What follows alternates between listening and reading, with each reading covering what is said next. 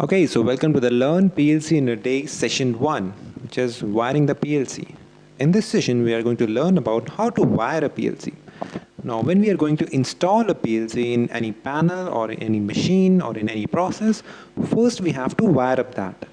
So we'll understand that how to wire a PLC, which wires to be connected where. So very quickly, let's understand the basic components of PLC. Now, in front of the screen, you can see this is a PLC by the company Delta Electronics, and we have some input terminals. Now these are the terminals onto which we'll be connecting the inputs. Now what are the inputs? Inputs can be switches, it can be sensors, it can be limit switch, it can be any source of inputs, and it can be any sensor. Then we have the output terminals. You can see here, these are the output terminals onto which we'll be connecting the outputs. Now what outputs and what input can be in any machine depending on the various processes. For example, suppose you're going in a lift. Now what you do, you push a button. That button is your input.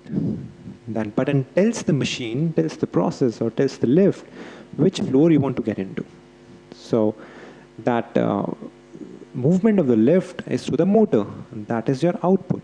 So you understand that button is the input which will be connected to input terminals, and the motor will be connected to the output terminals. But what happens inside that is the program, how that controller has been programmed. The similar way, we will program this PLC using this programming cable. Now, that's the programming cable. We have to make a program in the computer, then we have to download that into this PLC, which will remain stored in that. So it's all about programmable logic controller. That's what PLC stands for. Programmable logic controller. A controller which can be programmed using various logics. Logics can be if, else, or, and, not. So that's the logic which we are using in our day-to-day life. The similar logic we can program in a PLC. Now let's see for the components. We have RS485 terminals over here. Now this terminal is used to connect this PLC to an HMI or any other communication source so that we can communicate what's happening inside a PLC. Then we have D2A card. This is digital to analog card, which converts digital data into analog signals. Now in this case, digital data can be binary bits. These binary bits can be converted into analog voltage, which can be further used to drive different analog outputs. Then we have A to D card, which is analog to digital conversion, which converts analog to digital signals. Now analog signal can be given by some analog sensors. Now, if you are from instrumentation, electronics, or electrical background, so you can understand there are two basic control signals, which is 0 to 10 volt and 4 to 20 milliampere. So there are sensors which gives these control signals. So that signals needs to be processed, and to process those signals, we have to convert that into digital form, which makes the processing very easy. That's why we convert analog signal into digital using this card. So these are the basic elements you may find in many different companies of PLC. So I'll show you another PLC that is of a company Siemens, by the code S7200CN. Now similarly here we have, this is the power 24 voltage VDC which will be used to run a PLC. Then we have input terminals as we have in Delta. These are the output terminals. Then we have this programming cable which is used to program a PLC. And then a small battery. Now this battery is used to store the information, to store the program when there is in case of power failure. Now, another PLC of the company Allen Bradley, Micrologix 1000 is a code. Similarly, we have input terminals here, output terminals here, and again programming cable to program a PLC. Then the power of 24 VDC, which is used to run a PLC. Now you can see some indications here. The PLC is on. You can see some green light. When it is run, you will see green light again. When it is having some fault, there will be some orange light over here. And when there is force input, in which we are driving the input, we are running the input from inside the software instead of switches, then there will be a force light here. So these is the basic components of what PLC is all about. Okay, so this is the software in which we are going to learn about how to wire a PLC. This software is Automation Studio by the company Famic Technologies, which is in Canada, and this software is being used in our academy to teach the students how to do the wiring, how to do the electrical wiring, and how to make a sophisticated circuits, and how to test that, how to simulate that, so that after making circuits in this software, we implemented them practically. So let's take some PLC cards. This is my PLC input card. It is analogous to that input terminals which you have seen in that presentation. So let's take some power sources. Now this PLC I assume is running on 24 voltage. So I'll take 24 volt and I'll take 0 volt. Now as this is the software, this PLC no need to connect some power sources. These will be connected by internally by the software. But we have to provide voltage to drive the inputs. So first understand how this input will be run, how they will indicate that there is some voltage or there is some physical activity outside this PLC. So you can see some common terminal here. Now I'm going to connect this 0 volt to this common. Like this. So my 0 volt has been connected to common. Now, you have to understand that we need to create a potential difference of 24 volt across these input terminals. Then only this PLC will recognize that there is some input. For example, if I connect this 24 over here, and then I'm going to simulate that, you will see this is on. This is on because this 24 volt and the 0 volt. This 0 volt is connected internally to this input. So we have created a potential difference of 24 volt. Now let me clear you how to clear this understanding. Let's take a relay. For example, I'll take a coil, this one. Let's name it R0. All right. So let's take another voltage source, 24 volt, and this one.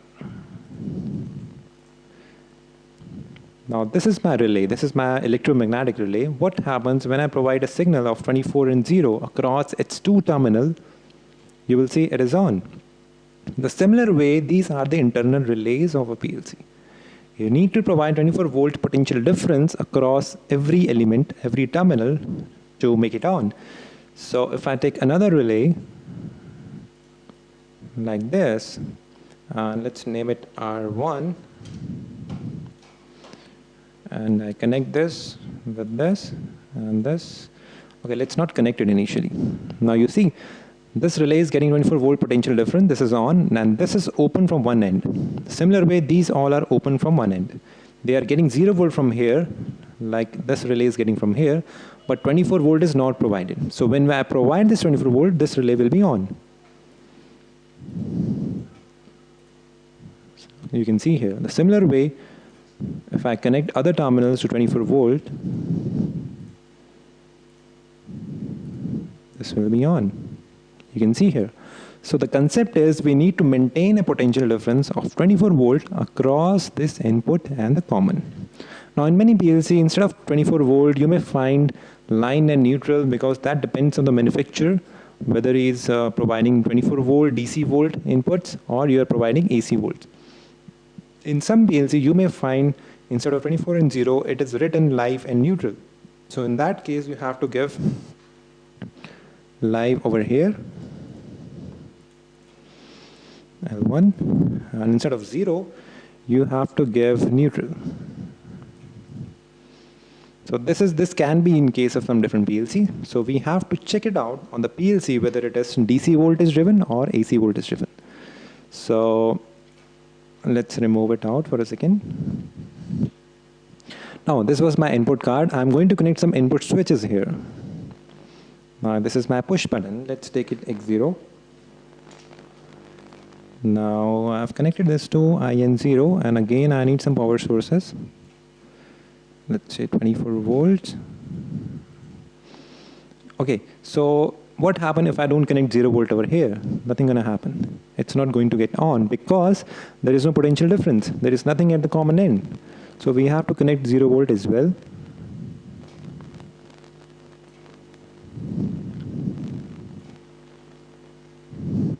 Okay, so now I've connected a switch. What happened, this is a normally push button, which is a spring loaded.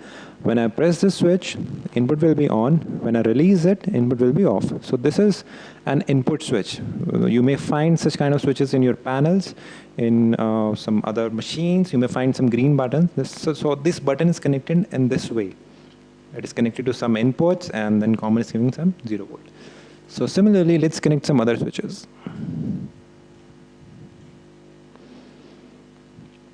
This is my normally close button. As its symbol indicates that it is passing the signal in normal position. That is why it is called normally close, because the switch is closed normally. When I press this button, it will be open, and it is again spring loaded. When I release this button, it will be closed again. And this is normally open. Normally open means when I'm not pressing this button, the circuit will be open. When I press this button, it will be closed. So these are the different types of switches which we can find in the inputs. Now let's have a toggle switch. Let's name it X2. Let's connect it to IN2, and then again this 2, 3, 4 volt. Some more input buttons.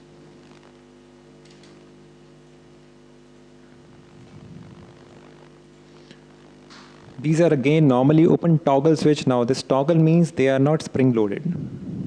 They are retentive. They have retentive position. When it is open, it is open. When I close it, it will remain closed. So that's the beauty of the switch.